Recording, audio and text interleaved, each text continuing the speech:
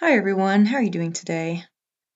Well, I might delete this later, but I thought I would try to record a tag on my laptop. Now, long story short, I'm in the process of moving and my computer died, and I've already packed away and sent on my microphone, so I am left with my laptop and my laptop's microphone, which is pretty shoddy.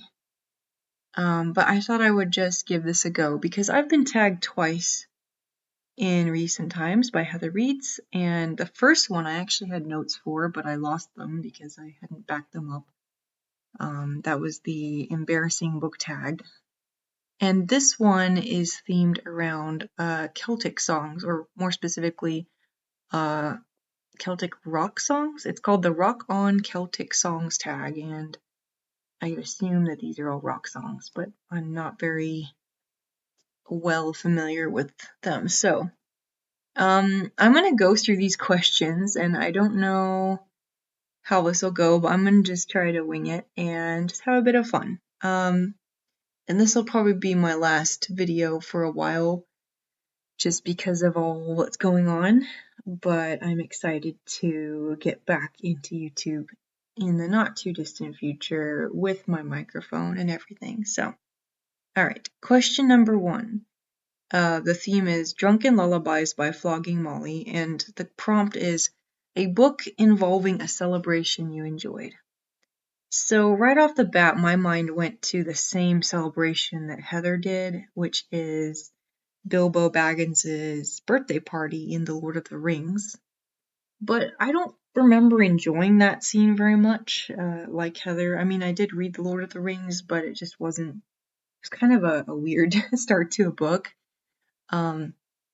Also, I had not read about hobbits before, so I was just trying to get accustomed to the setting, and that was kind of a strange experience. So I'm trying to think of other books that had celebrations which I enjoyed, and honestly, I mean, the next one I can think of is The Great Gatsby, but I can't say as I enjoyed that one either. So celebrations in books, probably a no from me. That's the best I can do for that question, I'm afraid. But number 2 is The Parting Glass by Ed Sheeran, and the prompt is a book that left you feeling bittersweet because it ended. Oh, many books have left me feeling bittersweet because they've ended, or because the ending is bittersweet. And the first book that comes to mind is Eugene Onegin by Alexander Pushkin, a book I've talked about a lot on this channel in the past. Very bittersweet ending. And the kind of story you wish, maybe he'd written a sequel to, and yet at the same time you realize the sequel would be completely futile, based on what the book is about, which is about coming of age and life choices and, certain choices we make that are irreversible. So, that's a very bittersweet story for me. There's many others as well, but yeah, that one's a good one. Question 3. Rebel Yell by Billy Idol. A book you read because someone told you not to read it. I simply can't think of a book someone told me not to read. Is that something people do? Do people go around? I mean, I guess there's people that warn you about books and tell you won't like them, but I can't think of any book for this one. And I'm not a very rebellious reader. I'll read something if it sounds interesting to me, and if it doesn't, then I just won't. Question number 4 is Starman by David Bowie. I'm so sorry, I should know how to say his name. A sci-fi book about aliens. I think the only one I've read that had aliens was The War of the Worlds by H.G. Wells. What I did enjoy about that book, because it wasn't one of my favorite Wells, it was a little boring for me, to be honest. I did enjoy the character design of the aliens in that book. It was quite unlike anything I was previously familiar with. And as someone who finds spiders and octopuses scary, I thought it was very effective. Number 5 is Shipping Up to Boston by Dropkick Murphys. A fiction or nonfiction book set in or around Boston, Massachusetts. Okay, I'm gonna have to Google something real quick because I really love Washington Square by Henry James. Where does that one take place? Where is that one set? Okay, that's in New York City, so that doesn't count. I guess I'd have to go with something by Nathaniel Hawthorne, but I can't remember which one of his books is set in or around Boston. I'm sure there must be one. So I guess I'm gonna have to throw in the towel on this. I don't know. Yeah, that's pretty pathetic of me. Number 6 is the Bonnie Banks of Lochlomond, which is a song I love. And the prompt is a book centered around nature. You know, obviously there is Leaves of Grass by Walt Whitman, which I recently reviewed.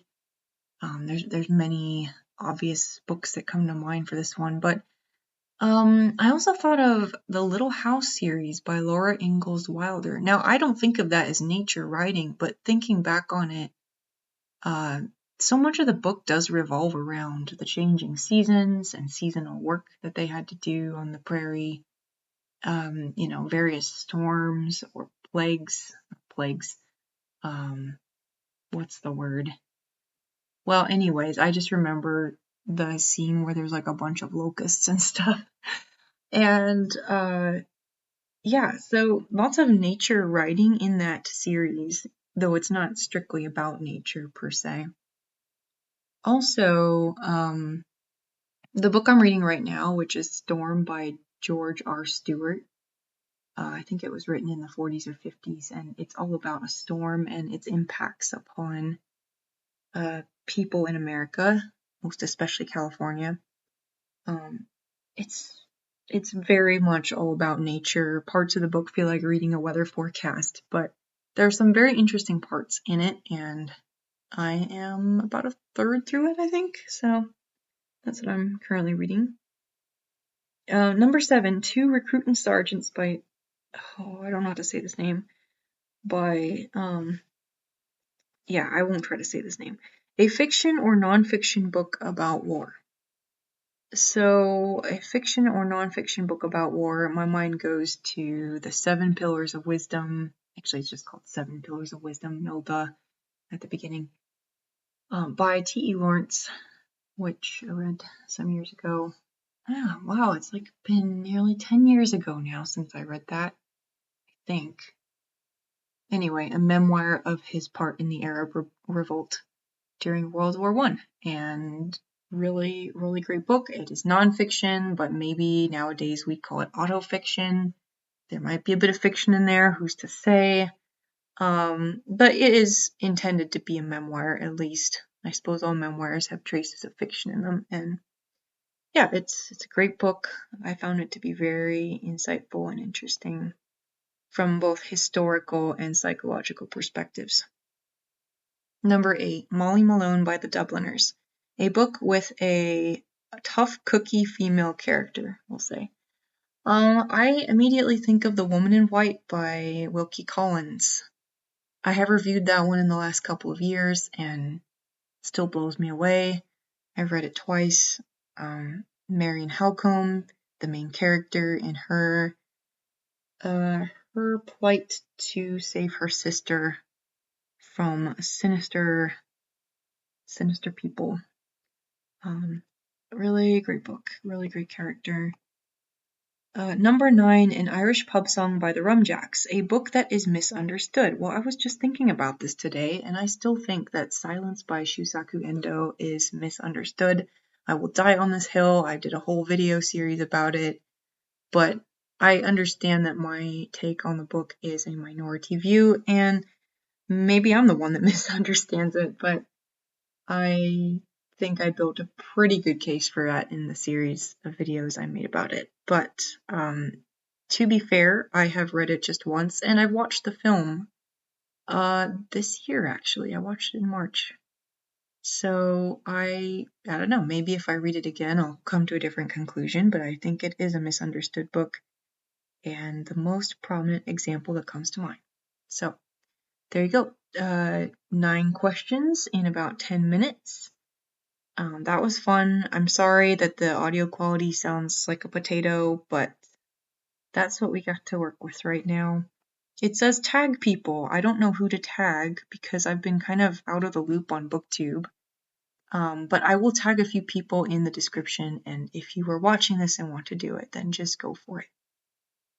Thanks for listening, and I'll see you next time.